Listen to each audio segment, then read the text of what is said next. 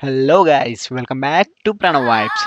ఈ వీడియోలో అయితే మనం హైదరాబాద్ నుంచి అయోధ్యకి ఎలా ట్రావెల్ చేయాలి, ఎంత బడ్జెట్ అవుతుంది, అయోధ్యలో చూడవలసిన ప్లేసెస్ ఏంటి అండ్ అయోధ్యలో స్టేయింగ్ ఆప్షన్స్ ఏమేమి ఉన్నాయనేది అయితే ఈ వీడియోలో తెలుసుకుందాం. నేను అయోధ్య రీచ్ అయ్యేకల్లా టైం వచ్చేసి 6:30 అయింది. ఎర్లీ మార్నింగ్ సన్సెట్ వ్యూ అయితే అదిరిపోయింది. ప్లాట్ఫామ్ నుంచి స్టేషన్ బయటికి వెళ్తుండగానే లెఫ్ట్ సైడ్లో ఈ షెల్టర్స్ కనిపిస్తున్నాయి చూసారా, ఇవైతే అయోధ్యకి వచ్చే వాళ్ళ కోసమని UP government free staying options కల్పిస్తుంది. వాటిల్లోకి మీ ఆధార్ కార్డ్ తీసుకొని వెళ్ళి చూపిస్తే మీకు ఒక బెడ్, ఒక పిల్లో, ఇంకా బెడ్షీట్ మీకు అయితే ఇస్తారు. ఇక అయోధ్య స్టేషన్కి నా లగేజ్ డిపాజిట్ చేయడం కోసమని క్లాక్ రూమ్ కోసమని వెళ్ళాను. స్టేషన్ని చూడగానే నేనున్నది యూపీలోనేనా అనే ఫీల్ వచ్చింది. వేరే లెవెల్లో కట్టించారు. ఆ ఎస్కలేటర్స్ అయినా, వెయిటింగ్ హాల్స్ అయినా, ఛార్జింగ్ ఏరియాస్ అయినా ఎయిర్పోర్ట్కి ఏం తక్కువగా ఉన్నట్టుగా టైర్ 1 సిటీస్కి తీసిపోయినట్టుగా అయితే ఇక్కడ రైల్వే స్టేషన్ కట్టించారు.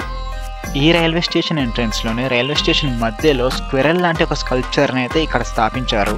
అది ఈ రైల్వే స్టేషన్ మొత్తానికి సెంటర్ ఆఫ్ ద అట్రాక్షన్ అని చెప్పొచ్చు.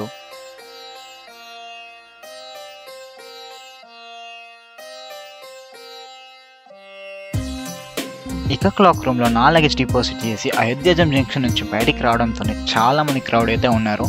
వీళ్ళంతా కూడా మహాకుంభ మేళకు వచ్చి ఇది కూడా కవర్ చేసుకుని వెళ్దామని వచ్చిన జనాలు. ఫ్లోటింగ్ టూ మచ్ ఉండడంతో పొద్దున్నే ఇక్కడ స్ట్రీట్ వెండర్స్, టిఫిన్ షాప్స్ అన్నీ కూడా ఓపెన్ చేసేసారు. పక్కన చూడండి చలిమంట కాచుకుంటున్నారు. చలి అయితే విపరీతంగా ఉంది. ఇప్పుడు నేను నడుస్తున్న రోడ్డు వచ్చేసి ఎగ్జాక్ట్గా అయోధ్యాదం జంక్షన్కి ఆపోజిట్లో ఉన్న రోడ్ అనమాట. బిల్డింగ్ మీద పెయింటింగ్ చూసారా, అదిరిపోయింది కదా. ఇదే మనకున్న నెక్స్ట్ స్టేయింగ్ ఆప్షన్. ఇది వచ్చేసి డార్మిటరీ అనమాట.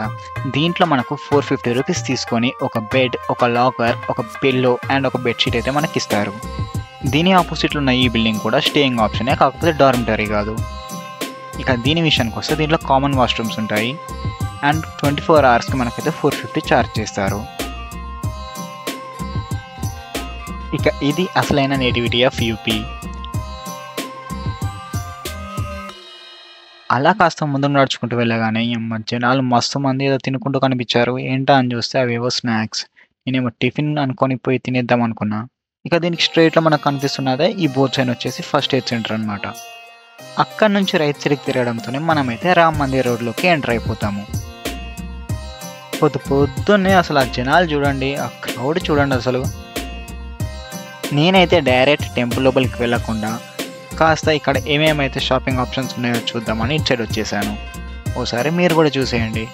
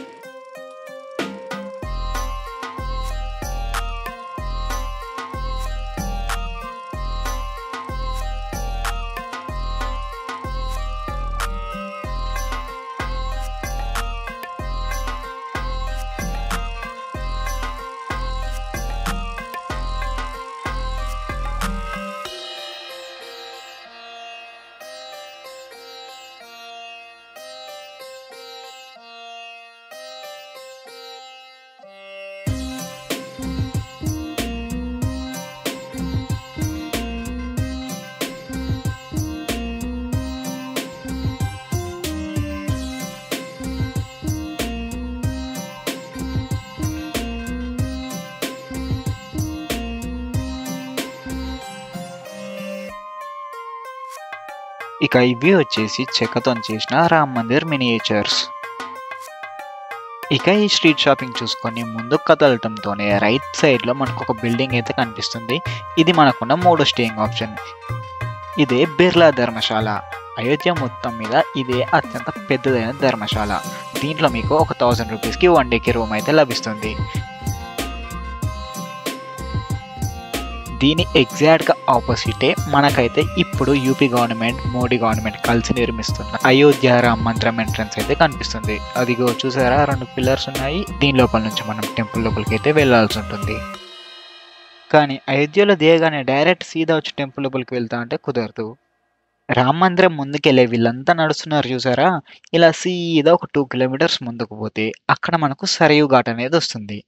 ఆ సరయూ ఘాట్లో స్నానం చేసి అక్కడి నుంచి మళ్ళీ రిటర్న్ వెనక్కి 2 కిలోమీటర్స్ నడుచుకుంటూ వచ్చి ఆన్ ద వేలో హనుమాన్ గడి అనే ఒక టెంపుల్ ఉంటుంది. అది ద మోస్ట్ ఫేమస్ టెంపుల్ అనమాట అయోధ్యలో. అయోధ్య రామ మందిరం కట్టే కన్నా ముందు ఎప్పుడైతే ఈ ముస్లింకి మన హిందూస్కి మధ్యలో ఇక్కడ కాన్ఫ్లిక్ట్స్ అనేటివి అవుతున్నాయో అప్పుడైతే అయోధ్యకు వచ్చిన జనాలంతా కేవలం ఆ హనుమాన్ గడిని చూసుకొని రిటర్న్ అయిపోయేవాళ్ళనమాట. సో అది చూసేసుకొని నెక్స్ట్ అయితే మనం రామ మందిరం కాడికి రావాల్సి ఉంటుంది. ఎప్పుడైతే అయోధ్య టెంపుల్ కన్స్ట్రక్షన్ స్టార్ట్ అయిందో అప్పటి నుంచి ఈ రోడ్కి 2 సైడ్లో కూడా డెవలప్మెంట్ అనేది ర్యాపిడ్గా గ్రో అయిపోయింది. మీకు ఈ చుట్టుపక్కల ఏ స్టేట్స్ నుంచి వచ్చినా కూడా ఆ స్టేట్కి సంబంధించిన ఫుడ్ అయితే మీకు లభిస్తుంది. దాంతోపాటే మన నెక్స్ట్ స్టేయింగ్ ఆప్షన్స్ అయిన హోటల్స్ అండ్ రూమ్స్ కూడా ఇక్కడ లభిస్తాయి. ఇంతమంది క్రౌడ్ని చక్కగా టెంపుల్ లోపలికి రాకుండా కంట్రోల్ చేయడం కష్టం అని చెప్పేసి యూపీ గవర్నమెంట్ అయితే 2 km పొడవునా కూడా మనకు లెఫ్ట్ సైడ్లో కనిపిస్తున్న బ్యారికేడ్స్ అనేటివి పెట్టింది. కానీ మన తాత వాళ్ళు చూసారా, దాన్ని సింపుల్గా స్కిప్ చేసేస్తున్నారు. అదిగో అమ్మమ్మ కూడా స్కిప్ చేసేస్తుంది. ఇది షార్ట్ కట్ అనమాట. అంత దూరం నడవలేని వాళ్ళు ఇక్కడ నుంచి స్కిప్ చేసి మందిరంలోకి వెళ్ళి దర్శనం చేసేసుకొని అయితే రిటర్న్ అయిపోతారు. ఇక ఇవి నడిచి అలసిపోయి రెస్ట్ తీసేసుకోవడానికి కూర్చునే ప్లేసెస్ అనమాట. ఇవి అక్కడక్కడ మనకు కనిపిస్తూ ఉంటాయి. నార్మల్ డేస్లో ఇవైతే bus stops and auto stops అనమాట. ఇప్పుడైతే జనాలు చాలా ఎక్కువ మంది ఉండే కల్లా ఈ రోడ్లో బస్సెస్ అండ్ ఆటోస్ని అయితే కంప్లీట్గా బ్లాక్ చేసేసారు. మీరు ఎవరైనా సరే ఈ 2 కిలోమీటర్స్ అంతా కూడా నడుచుకుంటూ వెళ్ళి రావాల్సిందే. ఎవరైనా నడవలేని వాళ్ళు ఉంటే వాళ్ళ కోసం వీల్ చైర్ ఫెసిలిటీ అయితే ప్రొవైడ్ చేశారు. కుంభమేళకు వచ్చే జనాలంతా ఇక్కడికి రావడంతో కుంభమేళ కన్నా ఎక్కువ జనం అయోధ్యలోనే ఉన్నట్టు నాకైతే అనిపిస్తుంది. ఎందుకంటే కుంభమేళ అంతా కూడా 24 సెక్టార్స్ లాగా డివైడ్ అయింది. దాంట్లో ఒక సగం మంది ఇటు వచ్చినా కూడా ఆ సగం మంది అంతా కూడా ఈ 2 రోడ్స్లోనే ట్రావెల్ చేయాల్సి ఉంటుంది. కాబట్టి క్రౌడ్ చాలా ఎక్కువగా కనిపించి జనాలు అయితే చాలా ఎక్కువగా ఉన్నట్టయితే నాకు అనిపిస్తుంది. ఇక మన మైక్లలో అయితే రామ మందిర్కి వచ్చే కల్లా మొత్తం రామభక్తి పాటలతో నింపేస్తారనుకుంటే, నేను ఇక్కడ ఉన్నంతసేపు కూడా మన ఇండియాలో ఉన్న అన్ని భాషల నుంచి మిస్సింగ్ అనౌన్స్మెంట్స్ మాత్రమే వినిపిస్తున్నాయి. ఆ క్రౌడ్ అలాంటిది మరి. ఇక చుట్టుపక్కల ఉన్న ఈ బిల్డింగ్స్ని, ఆ జనాలని, ఆ అనౌన్స్మెంట్స్ని వినుకుంటూ చూసుకుంటూ అలా ఒక 2 కిలోమీటర్ నేనైతే ముందుకు వచ్చేసాను. అది గో నేమ్ బోర్డు చూసారా, లక్నో ఇక్కడ నుంచి జస్ట్ 140 కిలోమీటర్ మాత్రమే. సో లక్నో రైట్ సైడ్ అని చూపిస్తుంది కదా, ఆ రోడ్లోకి వెళ్ళిపోదాం. ఆ రోడ్ వచ్చేసి ధరంపత్. ఈ ధరంపత్ ఇంటర్సెక్షన్ జంక్షనే లతా మంగేష్కర్ చౌక్. ఈ రోడ్లో మీకైతే ట్రాన్స్పోర్టేషన్ అవైలబుల్గా ఉంటుంది. ఇక్కడికి వెళ్ళి నేషనల్ హైవే కూడా కనెక్ట్ అవుతుంది. అండ్ ఇప్పుడు మనం ఉన్న ఏరియా వచ్చేసి సూర్యస్తంభ్ ఏరియా. రాముడు సూర్యవంశస్థుడు కాబట్టి దాన్ని రిప్రజెంట్ చేసేలా అయితే ఇది కట్టించారు. ఈ స్తంభాలు లైట్స్ అనమాట. ఈవినింగ్ టైంలో ఇవి గ్లో అవుతూ ఉంటాయి. ఇంతకుముందు లతా మంగేష్కర్ చౌక్ అని చెప్పాయి కదా, లెజెండరీ ఇండియన్ సింగర్ లతా మంగేష్కర్కి గుర్తుగా ఈ వీణనైతే ఇక్కడ కట్టించారు. సూర్యస్తంభాలకు పక్కనే రామ్ కథ పార్క్ ఉంటుంది. దానికోసమని వాల్స్ని ఇలా కన్స్ట్రక్ట్ చేసి దాని మీద రామాయణాన్ని అయితే ఎన్క్రేవ్ చేశారు. ఇది రోడ్కి 2 వైపులా ఉంటుంది.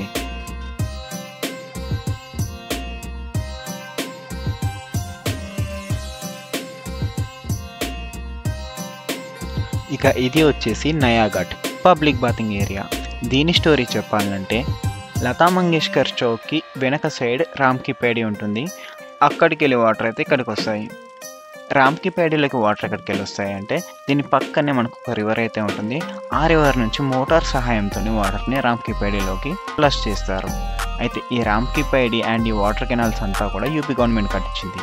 ఇది కట్టేయడానికి మెయిన్ రీజన్ ఏంటంటే, మనం ఇప్పుడు అక్కడికే వెళ్ళబోతున్నాం.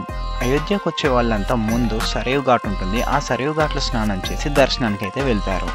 అయితే అప్పట్లో ఎండలు ఎక్కువ ఉండడం వల్ల ఈ సరైవ్ ఘాట్లోని నీళ్లు మొత్తం తగ్గిపోయేవి, వెనక్కి వెళ్ళిపోయేవి. అలా వెనక్కి వెళ్ళిన చోటల్లా లోతు బాగా ఎక్కువ ఉండి స్నానం చేయడానికి వీలు లేకుండా ఉండేది. అందుకని దాన్ని అధిగమించడానికి ఈ యూపీ గవర్నమెంట్ అయితే ఈ మ్యాన్ మేడ్ కెనాల్ని చేసి అందులో వాటర్ అనేది స్టోర్ చేసేది. ఇదే సరైవ్ ఘాట్. చూడండి జనాలు ఎలా ఉన్నారు. ఇక్కడ వాటర్ యాక్సెస్ ఉండే కల్లా ఇంతకుముందు చూపించిన బాతింగ్ ఏరియాను వదిలేసి అంతా వచ్చి ఇక్కడనే స్నానాలు చేసి వెళ్తున్నారు.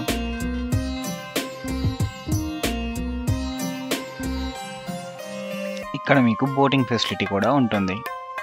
ఇక అది చూసుకొని మనమైతే రిటర్న్ అయిపోయాము. స్టేషన్ నుంచి ఇక్కడ వరకు ఆల్మోస్ట్ 2.5 km ఉంటుంది. అంతమంది జనాలలో మెల్లగానే ఇక్కడికి చూసుకుంటూ వచ్చే కల్లా ఇప్పుడు టైం వచ్చేసి 10:30 అయింది. ఇక ఆకలి దంచేస్తుందని చెప్పి ఒక ప్లేట్ పూరి అయితే తీసుకున్నాను. 40 రూపీస్ తీసుకున్నాను. టేస్ట్ అయితే డీసెంట్గానే ఉంది.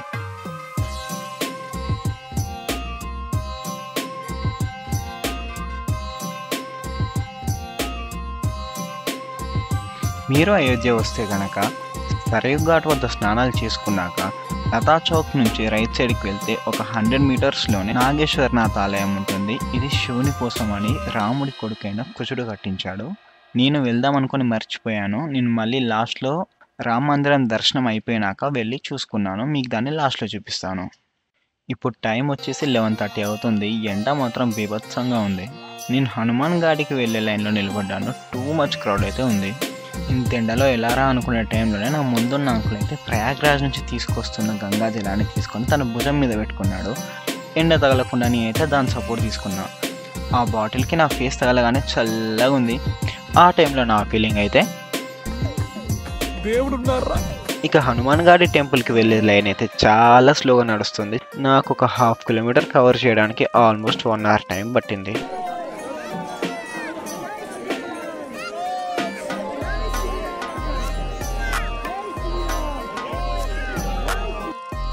అదిగో ఎదురుగా కనిపిస్తుంది చూసారా, అదే హనుమాన్ గడి అనుకుంటే పప్పులో కాలేసినట్టే. అది వచ్చేసి రాజద్వారం మందిరము. ఆ టెంపుల్ అయితే ఇప్పుడు క్లోజ్ చేశారు. దాని పక్కనే మన హనుమాన్ గడి అయితే ఉంటుంది. ఇప్పుడు ఇక్కడ కనిపిస్తుంది చూసారా, ఇది రాజద్వారానికి వెళ్ళవలసిన ఎంట్రన్స్. అండ్ మనకి ఈ వీడియోలో కనిపిస్తున్న ఆ గోపురం వచ్చేసి అదే హనుమాన్ గడి మందిరము.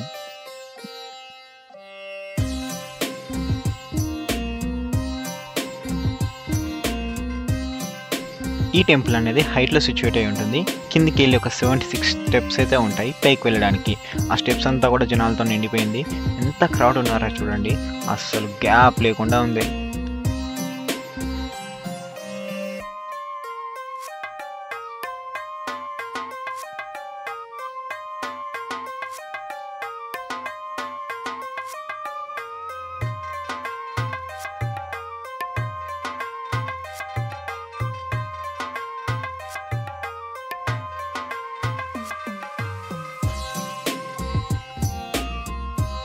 మొత్తానికి ఎలాగోలా కష్టపడి లోపలికైతే వచ్చేసా. టెంపుల్ లోపలికి వెళ్ళగానే 2 క్యూ లైన్స్గా డివైడ్ చేశారు. ఒకటి వచ్చి హనుమాన్ గడి ఎదురుగా వెళ్తుంది, ఇంకోటి వచ్చి గడి పక్క నుంచి వెళ్తుంది. నా లక్ బాలేక నేనైతే పక్క నుంచి వెళ్ళాల్సి వచ్చింది. సైడ్కి వెళ్ళి వెళ్ళినా కూడా మన హనుమంతుడు అయితే కనిపిస్తాడు, కాకపోతే సైడ్ వ్యూ కనిపిస్తుంది. అదైతే నాకు నచ్చలేదు ఇన్ ద సెన్స్ నేను సాటిస్ఫై అవ్వలేదు అనమాట. అంతసేపు కష్టపడి లైన్లో నిలబడి సైడ్కి వెళ్ళి చూడడం అంటే నాకు ఎందుకు మంచిగా అనిపించలేదు. అందుకని ఒక రౌండ్ వేసేసి ఎగ్జిట్ నుంచి బయటికి వెళ్ళిపోకుండా సైడ్కి వెళ్ళి మళ్ళీ లోపలికి వచ్చేసా. ఇప్పుడు మీకు కనిపిస్తున్నది వచ్చేసి ఫ్రంట్ వ్యూ అనమాట. ఇలా వెళ్తే సీదా హనుమంతుని ముందుకెళ్ళి అయితే మనకు దర్శనం చేసుకొని బయటికి వెళ్ళిపోవచ్చు. అది చూసారా, అంత క్లియర్గా లేకపోయినా ఇదే హనుమాన్ యొక్క ఫ్రంట్ వ్యూ.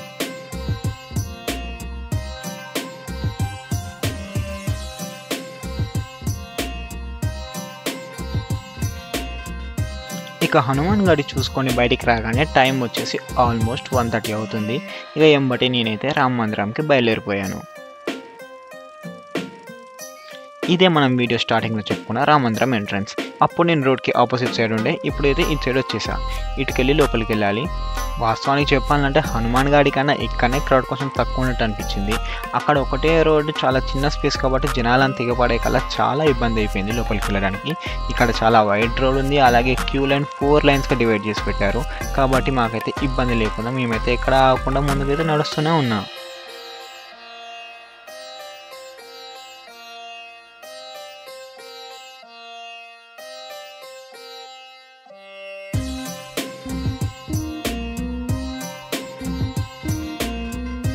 అలా కాస్త ముందుకు నడవగానే మనకైతే ఫస్ట్ లెఫ్ట్ సైడ్లో సుగ్రీవ కిలా అనే టెంపుల్ కనిపిస్తుంది. ఈ మందిరంకి కూడా మనం వెళ్ళి రావచ్చు, కాకపోతే ఇప్పుడు క్రౌడ్ ఎక్కువ ఉండడంతో దర్శనానికి లేట్ అవుతుందేమో అనే భయంతో, ఎందుకంటే నేను మళ్ళీ ఈవినింగ్ ట్రైన్ క్యాచ్ చేయాలి కదా, నేనైతే సీదా లోపలికి అయితే వెళ్ళిపోయాను.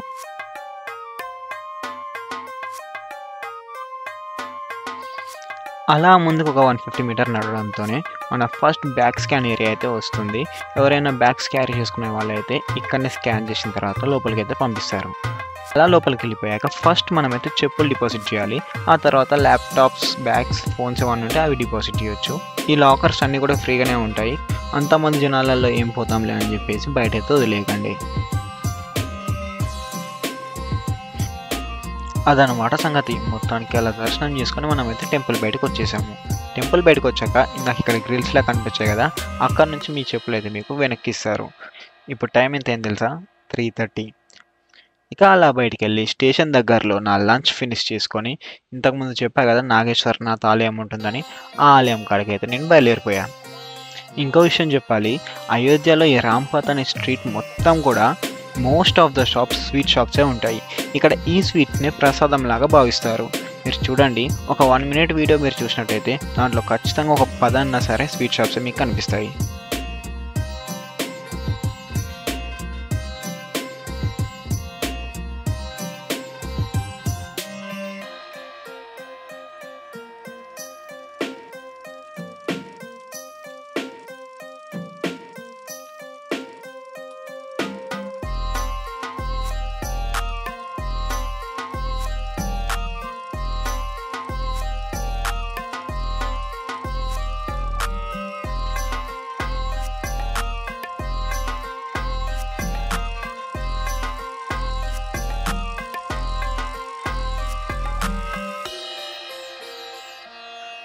లతా మంగేష్కర్ చౌక్ వెనకాల ఇంకొక రూట్ ఉంటుందని చెప్పా కదా, ఇప్పుడు అదే రూట్లో నడుస్తున్నాము. ఇదే ధరంపత్లో.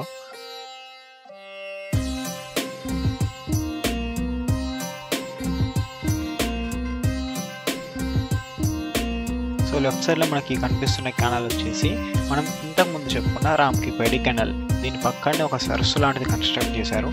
అక్కడ నుంచి వాటర్ అనేది దీంట్లోకి వస్తుంది అనమాట. సో దీనికి రైట్ సైడ్లో కాస్త ఒక 50 మీటర్ ముందుకలా నడవగానే ఒక చిన్న శివాలయం అయితే వస్తుంది. ఇదే ఆ శివాలయం. ఇక్కడ దర్శనం చేసేసుకొని కాస్త ముందుకు వెళ్ళగానే దీని వెనుకనే మనం ఇప్పుడు చూడబోయే నాగేశ్వరనాథ్ ఆలయం అయితే కనిపిస్తుంది.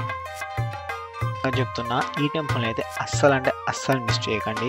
రామ్ మందిర్, హనుమాన్ గాడి కాడ ఎటువంటి ఫీల్స్ అయితే వచ్చాయో ఏ మాత్రం తక్కువ లేకుండా దానికన్నా ఎక్కువ మంచి వైబ్స్ అయితే నాకు ఈ టెంపుల్లో వచ్చాయి.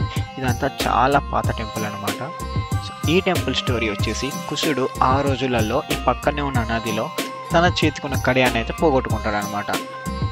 ఆ టైంలో ఇక్కడున్న నాగకన్య కుశుడికి ఆ చేతి కడియాన్ని వెతికేయడంలో సహాయపడుతుంది. తను శివభక్తురాలు కాబట్టి తనకు గుర్తుగా కుశుడు అనేది ఈ నాగేశ్వరనాథ్ ఆలయాన్ని అయితే కట్టించినట్టు ఇక్కడి పురాణం మనకు చెప్తుంది. నాకు ట్రైన్కి లేట్ అవుతుంది కాబట్టి ఇక్కడ ఎక్కువ టైం స్పెండ్ చేయలేకపోయాను. నిజంగా చెప్తున్నా, నాకు ఇక్కడ నుంచి వెళ్ళిపోవడానికి నా మనస్సు అయితే అస్సలు ఒప్పుకోలేదు.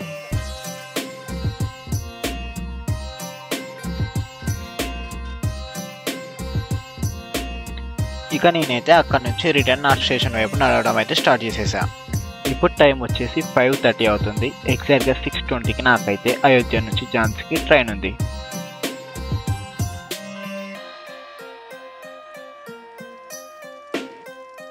ఏవైనా స్నాక్స్ ట్రై చేద్దామని నేనైతే ఇవి తీసుకున్నాను. 10 రూపీస్కి 4 పీసెస్ ఇచ్చారు. ఇవైతే గోధుమ పిండిలో శనగపిండి కలిపి వేసినట్టే ఉంది.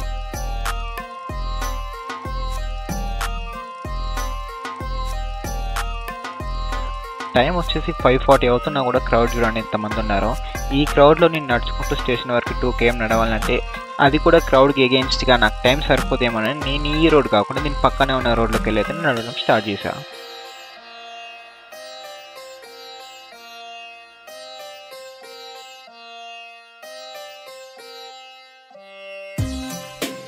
సో నేను వేరే స్ట్రీట్లోకి వెళ్ళగానే నాకు ఫస్ట్ కనిపించిన బిల్డింగ్ వచ్చేసి ఇది రాజ్ పహాడ్ అనమాట. దీంట్లో ఇప్పటికీ ఆ రాజులకు సంబంధించిన వాళ్ళు ఎవరో ఉంటున్నారని చెప్తున్నారు. దీంట్లో బయట వాళ్ళకి లోపలికి అయితే ఎంట్రన్స్ లేదు. దీని లోపలికి పోవాలంటే స్పెషల్ పర్మిషన్ తీసుకోవాలి. ఈ స్ట్రీట్ లైట్స్ చూసారా, వాటి డిజైన్ ఎంత బాగుందో. నైట్ టైం నా కెమెరా సరిగా ఫోకస్ చేయట్లేదు. చేతిలో ఆ ల్యాంప్ పట్టుకున్నట్టయితే వీటిని డిజైన్ చేశారు.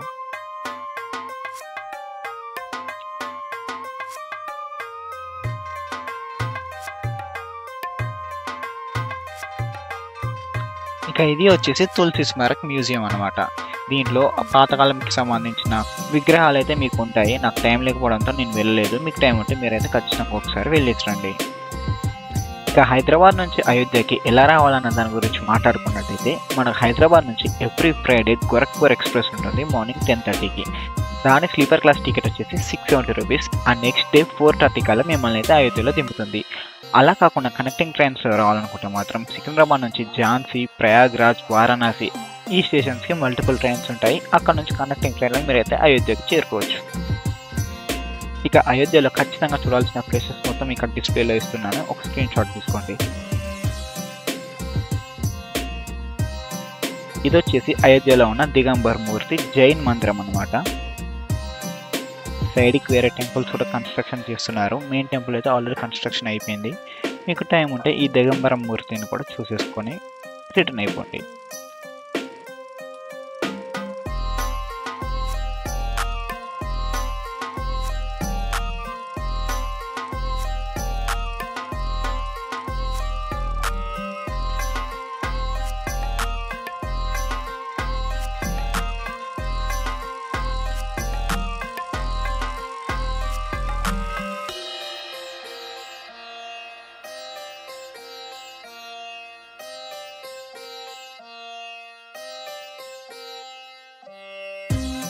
ఇక అయోధ్యలో కొంతమంది ఇంట్లలో మెయిన్ దర్వాజా ఓపెన్ చేయగానే మనకు రామ్మూర్తులు కనపడేలా విగ్రహాలు అయితే పెట్టి ఉంచారు. అలా నేనైతే నా అయోధ్య ట్రిప్ కంప్లీట్ చేసుకొని స్టేషన్కి అయితే రీచ్ అయిపోయా. మీకు ఈ ట్రిప్ గురించి ఏమైనా డౌట్స్ ఉంటే కింద కామెంట్ సెక్షన్లో కామెంట్ చేయండి, నేను ఖచ్చితంగా రిప్లై ఇస్తాను. Please do like, share and subscribe to Pranav vibes.